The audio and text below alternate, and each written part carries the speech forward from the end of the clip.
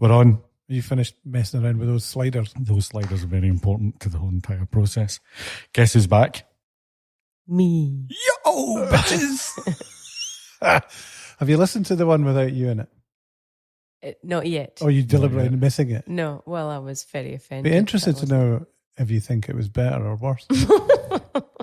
I'm sure it will be just as good. Well, we missed you. We did miss you. And I think the fact that we may have called you the cousin Greg of podcasts. I think you said Is that why you want me to listen to it? Just so I can embrace all the insults? No. It's better than being the cousin Greg of good, which is what Chris called me initially. So I'll take it. It's getting more focused. I'm moving towards Logan. Oh, how's the shark doing this weather? Shark's tired. I heard Shark's got a sharklet. I have a 3-week-old sharklet who is making a lot of noise in the middle of the night, but it gives me tons of time to read. I think that's what babies do. You've had 4 of them now. You should know. He's the Boris Johnson of good. The Bojo of good. You should get your hair dyed. Jesus Christ. I like how this has turned. The evolutionary dead end of the honey monster.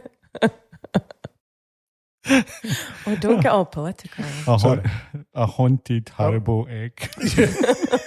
That's the credit Frankie Boyle for the I think that was like the references. Right, I've no time for this. Let's play the music. Get started.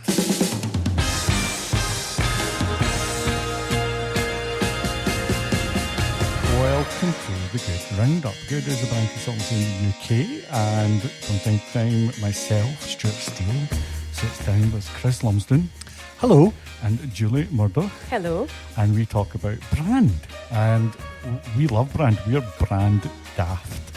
And so, and today, we're going to have a little chat about a thing that I like to talk about. And it's interesting because we talked a couple of weeks ago about brand architecture, which is one of those things that you may only do once or twice in your career. And now, one of the things, I've been at Good for 11 years. 12 years? 12 years. Feels like longer. Yes, especially with the podcast. And one of the things when we started out doing this 12 years ago that was not really mentioned was the dreaded word content. And it's interesting how it's become such a big thing in such a short time. Why has it become such a big thing? I think it's partly the way that things have moved online and you do a lot of research, so you've got to do it. I think it's a bit where it's cool. It's what the kids do. You've got to do the content. You've got to do the content because that's what the kids do, and you've got to feed the beast of the social medias, and you need email. And there's more channels, isn't there? There's more places where you need to populate with stuff. And I think it's one of the interesting things about the content is that we start off on, as I can say, on day one when people start deciding to do content, tons of ideas. Hundreds of ideas. Not necessarily any good, but they've got lots of ideas. And the challenge is, what do you do in day 100? And that's where you kind of go onto websites and see the news section, which I hate with a blinding passion anyway. News, news. Yeah. News. Here's press release. Here's news. News. Here's our news, and you kind of go, that news is from 4 years ago about something that they did that actually was more internal than external, and nobody cares anyway, and that's why it's just died a death. So, what role does brand play in this? It's got quite a big part to play. Say more. I don't think we should let him be question master again. He's a little bit aggressive. She did last week. He was like a young David Frost. Brand has an important role to play in this, as it does in everything else we talk about, because that should be your anchor. That's what everything should build from. Now, we touched on this a second ago about, it might not necessarily be brand-led content that you're creating for all of those channels. It might be more product-focused or campaign-focused. All depends on the objective. But ultimately, it should all build from that same foundation. So it makes it easier once you've gives you that thread of established your brand foundation, then you know kind of how you should sound, be, feel, and all that. And it ties into the kind of the 3 problems that we see with clients. The rule of 3. The rule of 3. I love a rule of 3. It's actually 6, but I've bundled it. I know, but we like 3. I've bundled it. And basically the kind of the 3 problems we see with with content is first Is of this all, client problems? it's client problems, but it has a knock-on effect for the customer who you're trying to talk to. So the first one is you've kind of got complexity. So, and as Julie said, more channels, more stuff. Where do you put all this? And so you've kind of got, where do we segment it? Do we need video? What kind of assets do we need? What are we going to say? Do we put it on the Twitters? Is Facebook any good? What about the Instagram? Hell, TikTok. What's TikTok? And this falls to the same curse of the new shiny thing, doesn't it? If there's a new channel, a new shiny thing, we've got to have it. As you know, I would like to call it marketing by In-Flight Magazine. TM. Yeah, where people then kind of go, you'll get some, well, not anymore, obviously. It's no. You're not getting that. It's not a high airline email. Remember this for a couple of ads at the bottom just because they've got things to sell. So, I mean, you're but that was the way it be. Somebody's on the thing reading an article in the British Airways business magazine about TikTok and go, right, we need, what's our TikTok strategy? And that's where it gets confusing. The challenge, when it gets harder and harder to kind of understand what to do, the complexity then it gets from the customer point of view, is they can't find the content that they're looking for. Where's relevant? What's the content? And if the quality drops because you're trying to do everything, it just really hacks off the customer, and it becomes a pain in the butt for the customer. And I suppose, is that also, back to that thing about brand, is that you can use that to help simplify that complexity and use it to help choose channels or you approach? can do. I mean, I mean, I think it definitely approach, because if you know what you're trying to do and put it out there, it helps with the shaping of the content and what you're trying to do. When it comes to the next thing is the inefficiency, like who's doing it. This is the second issue. Yeah, and the second issue is it's hard. I mean, we produce content and it's hard. And, you've got to kind of come up with new things to say and new things to do. And it's just hard to do. And especially if you've kind of then got different areas of a business, right? We'll do something and it starts to kind of contradict each other and it comes up with a tone of voice. And that's where brand really does come into play on tone of voice and making sure that it feels as if it's all coming from the same place. And do you think there's maybe we'll come on to talk about this when we're talking about our own stuff, but do you think there's a place for kind of towing the company line and a place for having provocative view, and even if it is coming from a brand perspective, or does? I think there's room to do it within reason. I think the kind of content is that it doesn't sit alone. And how does the provocative thing? Are you happy to share that? What is the point in doing it? Basically, it comes down to, which is like if it fits in with the business purpose, and we'll get onto that and the content strategy, then I think you can. I think it also breaks it up. You can be a bit provocative because people like to be provoked in the nicest possible way, to kind of have their thinking challenged. And if it's doing that and it's getting to a good purpose, why not? Rock on. We have an agent provocateur in our midst. Well, that's kind of where I was thinking of it, because what we would put on the homepage of our site is not necessarily the same tone as would come across in one of Chris's ranty blog articles. I've lost count of the number of articles I've drafted and given to Stuart and you're going, you can't say that. Well, why not? We know what you're trying to say. Let's maybe dial down the rantiness That slightly. doesn't speak to inefficiency, though. Inefficiency is quite a specific word. Yeah, that's true. Yeah. What the inefficiency is actually trying to make sure that it doesn't contradict the rest of the site, though. Right. Because if you're saying we are customer focused and then you put up a rant to be provocative about how customers are arseholes. I have never done that. I'm not saying No. Not talking about you now. No, not talking about you. But hypothetically speaking, then that's what you've kind of got. You've got to make sure that it's kind of, that's an inefficient way of somebody, Bob from product design going, I can do an article.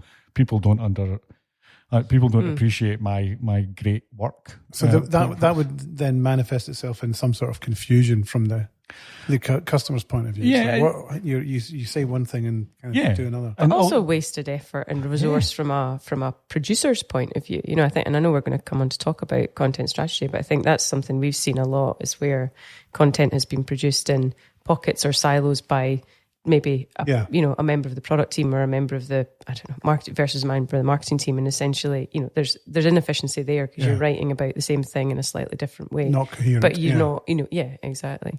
And it becomes difficult for Google because this is how your content gets found. And if for one reason, if there's two articles that are slightly different, you're hoping that people are going to find the right one. And it's just inefficient as a marketing tool. Doesn't make any sense. And that ties back to your kind of complexity thing, doesn't it? It's not that there's a shortage of content. It's a shortage. Well, it's not necessarily a shortage of relevant content, but the harder you make for your customers, the harder you make it for people to find, then the less efficient it becomes. Absolutely. Okay. So we've been, it's number one was complexity. Number two is inefficiency. Pray tell. Yes. And the last one is just ineffectiveness because Just shite. this is crap. And you've spent, and Julie made a good point earlier on, we were chatting this through, even if you're getting internal team members to write that content, you're still paying for it. I love that statement that someone said once, that they conflate the channel with, value, that shit that arrives at the speed of light is still shit. Yeah. So, it doesn't matter Yeah. that it's on a digital channel. It's Yep. shit. Yeah. And, you pay for it twice. You're paying for it. Yeah, you're paying to create it and then you're paying to promote it. Yep. So, if you think about, and even if that is an internal team member that's producing it, there's still resource required that could potentially be better spent elsewhere. So there's still a cost attached to that, even if it's not paying an agency to build it or create it.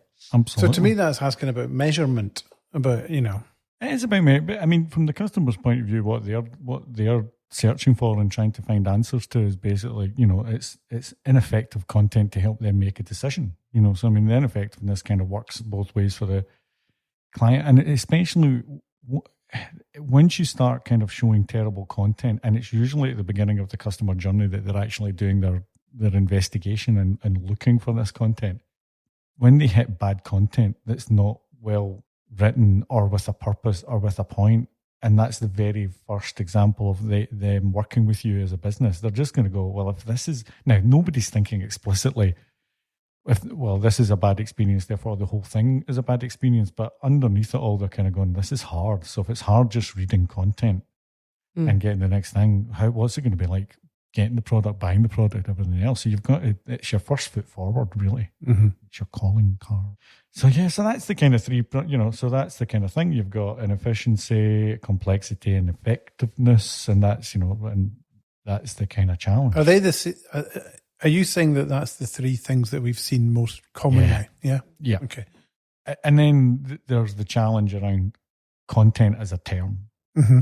whereas content means what does Everything's that mean? content. It's the same as brand And what is digital. content, Stuart? What is content? Well, it's not. I mean, I usually put this up as a slide. So imagine, if you will, I'm on slide 473, a deck. I've put in a couple of pictures of cats just to keep you awake. Fat Spider-Man. Fat Spider-Man hanging about. But I mean, basically, content is information with a purpose for a targeted audience, and that can be video, that can be copy, that can be a daft GIF. And the purpose of that purpose has got to be educate, entertain, or persuade. And when you talk about persuade, generally what we mean is conversion. And so that content with a purpose, and that's, I know it's a bit of a statement, but that purpose is key. Why are you doing it? How is this tying back to a bigger business goal? And I love a business goal. Just wrapping it into the economic context, but what are you trying to achieve with this? And it's another podcast about comms planning, but the content is to ideally persuade somebody to take an action or take a next step or to read more or to find something else out. If it's not on something that you're trying to achieve, even if you're not doing that, the content is just frivolous. And nobody goes on that idea of going on the internet to surf is a lot of bollocks. I've not heard that for ages. Well, I know, but it's surfing. So there's always some level of intent or purpose from a customer point of view. You're always going on. You don't sit there and go, you know what I fancy doing? I fancy just surfing the internet. Although arguably people do that with social media, not necessarily, because you don't necessarily open up Facebook or Instagram with a purpose. It's just the old brain dead scrolling. I think the purpose is to find out what people are up to. I don't think it's necessarily anything more than that. But I think, and then what you're hoping is you're going to trip up over an ad that makes you go, ooh, shoes. So that I did see some nice shoes yesterday. presumably the more focused that purpose is speaks to your understanding and knowledge of the customer and the journey and how what you want them to do. Right content at the right time. So and starting off, broadening and narrowing down. So top of the funnel to get them down. And it might not always start with purchase. That's probably the end. It doesn't start with Oh, it doesn't start with purchase. Finishes with purchase, Yeah, right? it's the old. Google did some work about that, the messy middle. I think we talked about it in the last podcast, and I think that's the thing. It's like we sometimes deal with clients that not many now, but who kind of start off by going, well, we'll put the ad out, and then they'll hit the landing page, and then they're going to buy. Boom! It's a linear progression. Yeah, it's that easy. But they did. There was, I think, Google article. Way back now. I think it was sometime last year. I remember that we it basically tracked two purchases: one for a new car, and one for somebody going on holiday. And it was something like, I can't remember. But when you look at the time frame and the number of touch points from I've decided I'm going to go on holiday to now I'm then planning my trip to actually going, it was something like 20 weeks and 2,000 touch points or something. I'm plucking these out of the air, but both were much, much longer and complex than you. And that's the whole point of the messy middle, isn't it? There you've got your initial exploration, then you've got your evaluation where you're kind of distilling it down a bit, and then ultimately you're then getting to the point of trigger of decision, making a decision, making a purchase, whatever it is. And it's that whole journey is massively complex, and like you say, content and different types of content will play a different role and have a different purpose depending on where you're at. I bought my note-taking app. Oh, you did? From my last, I bought it. How much did you pay for it? Don't want to know. What did you get? A note-taking app? A note app. To do what? Write notes? Yeah. You not got that on your phone? I just use the one that's on my phone called Notes. Yeah. I use what's called a pen and a bit of paper. I find that most useful. Well, you're analog, I'm digital. You says the man sitting with a pen and paper and in his hand. If you're digital, I'm pure quantum. You're a quantum shark. Quantum shark. So it's funny when Julie's back, the shark chat comes back slanging off Stuart, eh? Aye. It deflects from cousin Greg. And it just all stays away from me. So, your time will come. So to kind of pull all this together, after purpose, you've then got to understand your target customer. And when we talk to clients and they go, the challenge with our content is it's a bit bland. You can normally put that at the door of who's your content for? And they kind of shuffle about and go, well, it's, and it becomes for everybody. It's everybody. And that's what makes it bland. The tighter and more specific you can make the content to a particular group and you know they're interested in, the more that they're going to pick up on that content and do more something valuable it is to them, yeah. And so because of that, when you're then trying to look at creating a content strategy, you can have 2 or 3 content strategies. I think it's very difficult to have an overarching content strategy for everything because different people will be looking for different things, and as long as it's beneficial to the business and it will give a return, you can have different content. So it's about understanding the path your customer takes and then creating content for the stages potentially within that. Yeah, that's the old see, think, do model, which we're not getting into today because it would wrap you on. Okay. So when we're looking at then to guide all this, you're looking at creating a content strategy. And content strategy, from our perspective, and I love a framework, right? I love a framework. I like trying to keep it simple as often as possible. I like a framework too. All right. I've been able to put things in columns. Yeah, you've got to have a frame because it just makes it easier to repeat. It frames your work. Yeah, it's like we've seen a lot of them over the years, Stuart. We have seen a lot up on the wall in PowerPoints, printed out, big frameworks with little bits of words that you've got to fill out and populate. I hate that word. And what's going on here now? No, it's just because you have. I love a framework. Yeah, I know you love them. I love a framework. Yeah, but my point is, the simpler the better, right? And this is a very simple framework. Fantastic. Let's hear it. Yeah, good. I've got a sense it may be still too complicated for you. But let's find out. Let's do that. Listener, join us on the journey. So, when you're looking at building a content strategy is made up for us of 4 components. The first one is content product, and that is what type of content should we produce. What is the kind of content we're producing? For example, what? I'll go into that in a minute. All right. But I just want to kind of lay out the 4 stages and then we'll go into them. Second one is customer focus. Who's this? Who is this for? Who's this content for? And what do they need from that content? So what does that customer look for? And finally, what is this content going to, what's the business goal? What's this content trying to achieve? So if I may, read you now. See, this works for me now. Right, okay. 4 stages. We're about to demonstrate it Content in product. relation to ourselves. Yes, content product, customer focus, customer need and business goals. And if pre-silence while I read you now the good content strategy. Well, it's a Well, I do it as which Sean is good. Connery. Well, Yeah, do it as Sean Connery. Oh, God. To demonstrate the strategic thinking that sits behind our creative work, we will provide useful, straightforward. Oh, James. Again. Right. Deep breath. Okay, to demonstrate strategic thinking. Right, I'm right. I'm Why just don't gonna you do it I'm at just the going end to do it in a normal voice. and right? then drop I'll it in? drop it in, right. Okay, so beep, right. So to demonstrate the strategic thinking that sits behind our creative work, we'll provide useful, straightforward content that helps marketing and brand managers make better decisions and that positions us as a potentially useful partner in the future. Boom. Oh, that was it. That was easy. That was beautiful. There's a lot in there There is a lot. So let's break it down, shall we? into the 4 sections. Let's break it down. So when we're talking about content product in terms of that statement, what we're trying to provide is useful, straightforward content, and that's very much rooted in the brand of who we are. Which is, Simplicity, honesty, and love, Chris. I was just going to say that. I was going to say just quite straightforward and straight talking. Yeah. Yeah.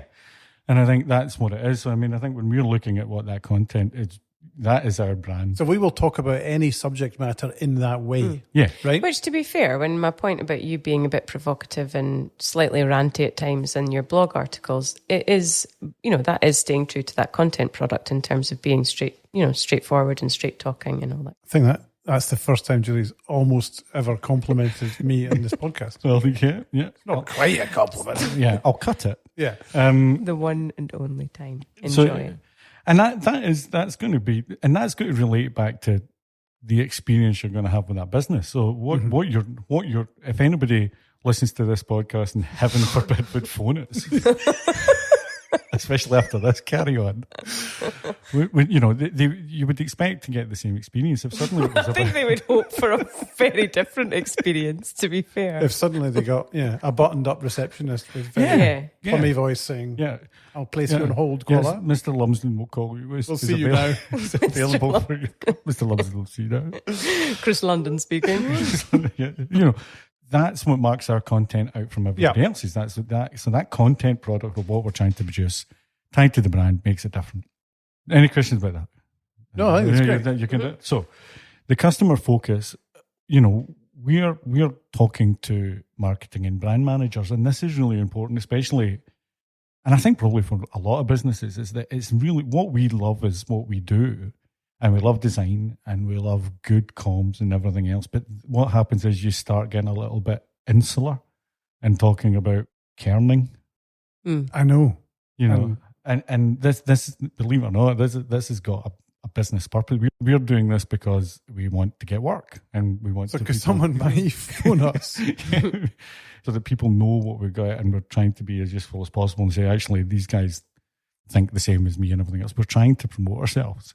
But then if you were, because we were talking about having different content strategies, or you mentioned that you can have different content strategies, and one of the things that we've talked about in the past with the team internally is how we face out through our social channels and do talk about the work. And I think if, for example, potential recruits, people that we want to work with us, does more of a design, there may be a place, or I would suggest there may be a place to talk about the intricacies of design or web build if we're but if we're talking to brand managers and people who are maybe more interested in the commercial side of... No, I meant more from a potential internal audience. So if you were talking to designers or web or developers that, then you've got, No, that's right. And that would be certainly a nuanced content strategy from this one. You can have a different content. And I think it's right to kind of have a content strategy for that kind of group if you think it's important enough. So absolutely. Otherwise it just keeps it on the right track. Because otherwise we're talking about ourselves as opposed to talking about things that clients are necessarily interested in. Yeah, and it just keeps the focus on that as opposed to going, what Customer. we're going to talk about today. Yeah, So you can get what's back to going to be that. useful to them. Yeah, and what we're trying to do is give you content that hopefully makes you a little bit better at your job. Hopefully, that's the point in this. So full of insight and wonder. And then what we're trying to do is then what does that customer need? So we know This that is the third point, yeah, is it? the customer needs. So when we're looking at it, what are these people that we're trying to talk to need on a day-to-day basis to help them? How can we be useful in their day-to-day? And so what we're trying to do is create content that gives them, maybe not make better decisions, but give them maybe another point of view or validate something they want to do or show to their boss, go, look, it's not just me thinking this. This We're is a trying thing. to- Yeah. We're trying to be useful at every possible turn. I'm not saying that we're going to go, wonder what the guys at Good would do. We should hope they do. What would good do? Well, probably Try and read their content statement out like Sean Connery. That's where I'm going. Where I'm going for my next I'm content. going to the good roundup. Yes. Right, stop it now. So that helps inform the content that we do in the podcast and content that we put on LinkedIn, content that we put in the journal, content that we put in the email. That's what that always kind of works out as. And lastly, it all rolls up as to why are we doing it? And we're obviously trying to get new business. This is the business goal. It's the business goal. So that all wraps into this is why we're trying to do it. And we know that nobody's going to listen to the podcast, especially this Particular podcast. and then go, you know what, we're going to hire them. But maybe in a year's time when they're kind of looking at doing some brand architecture or content things, right, I'm going to look at good and I'm going to consider good at that in that point. And that's what we're trying to do. It's just trying to. And that's the same as the content we produce for the blog. Yeah. And all of that stuff is designed with the long game in mind to convert business or new business or leads. Yeah. And that's where, when you tie all that content, those 4 component parts into a content strategy, that's when you've kind of got something that you can sit and just, when we're thinking about ideas, we can just run it past that very quickly and go, does this actually achieve what we want to do, as opposed to running down rabbit holes of, what about, I don't know, rubbish. Why are we doing that? And it's also having that kind of focus has definitely helped us tighten the resource and the time that we spend on, guys obviously do the majority of the writing from a blog perspective, but even from a creative team, building assets, creating assets, doing stuff for LinkedIn or social, we've spent a lot of time crafting stuff in the past, that isn't necessarily tied to either a blog piece or a podcast or a... It's the shark, the man over there, that really drives it. He's got a great head for it. And because he's got a framework. It is hard, and I stand corrected. The framework's fantastic. But you're right, you can't create this stuff in a vacuum. You need to talk about it and we need to bounce it around. Yeah. And I find that really useful when we're looking to try and do that and anchor it into our strategy and what we're trying to do. Then you find those parameters actually allow you to create quite interesting niche bits of content that are relevant. Yep. Really, really good. And that's where we pull it all there. And as I say, you can have more than one content strategy. The business doesn't have a content strategy, but Julie identified designers, and we should, if we were looking to recruit, what would that content strategy look like to make good an appealing place to work and be tested and challenged and all that kind of 3-star workplace. A 3-star, totally 3-star workplace. I'd say actually we're 5-star. We're workplace. definitely 5-star. Yeah, it's We're just not. 3-star podcast. What do you mean we're not? Well, cupboard doors falling off. Grief, it's about more than that. All right. I know. It's about the culture, man. That adds character to the True culture. character. Yeah, that's it. And anyway, the cupboard doors are not falling off anymore. Nobody's That's here. because there's nobody here. There's nobody here. There's no heat, no. There's no hot water. Both things are true. And that's not the end of the content story. No, more where that came from. This is just the It's just the beginning. beginning. But I think if you don't have the brand correct to kind of guide the tone, The anchor. then it's just going to be a bit of Me Too content and who cares. And if you don't have the content strategy just to make sure that you know that it's going to be content that's worthwhile and that has a return, and has a purpose for the business and is useful to the customer that you're trying to attract, then everything else about placement and content ideation and all that content ideation, but, all Content that planning. Let's call it content yeah, planning. thank you. All the content planning stuff. That's when, if you don't have that at the beginning, it can turn into Well, it becomes it just feeds that complexity thing, doesn't it? Because you Absolutely. lose that focus. Absolutely. So it should, it's difficult. So everyone fights with it, and we do still, and but our role is to help clients make that slightly easier. Yeah, and I think it's just making it, there's a whole lot of stuff after this, but I think it's certainly helped us practice what we preach and just kind of making it a bit better and a bit more focused. And you can see the results. Our SEO results are better because we know what people are looking for, and we've seen that, and we are ranking in Google for terms that we want to be ranked for and get traffic in that way. So it all ties in and it all works and all's there. So that But it's and the long game, presumably isn't it? It's from a long game. I was going to say, presumably from a reporting point of view, if you've got that focus and you know what you're measuring against, then it also, if you're doing a million things and pushing it out into a million places, then getting any real sense of what's delivering and what it's achieving is going to be extremely difficult. Whereas Absolutely. a lot more kind of focus means you're, that kind of measurement and reporting element is presumably working better as well. Yep. So that's that. Cool. If you like us, leave a wee review on Apple, please. That would be nice. And if Somebody left us a really nice review or Yeah, emailed us. It was nice. That was Tom Oh, Reed. bless Thanks, him. Tom. What a lovely thing to It was say. a lovely thing. And also, if you do find this useful, tell a friend. Mm. Tell a friend and share the good love, because we like doing this. And if there's anything you want to, You'll get a chocolate different. Freddo in the post. you'll get a chocolate Freddo. We're not above chocolate Freddo bribery, so there's always there. But no, tell a friend, leave us a wee review. We'd be very grateful. Well said. Thank you very much. Wonderful. Is that us? Boom.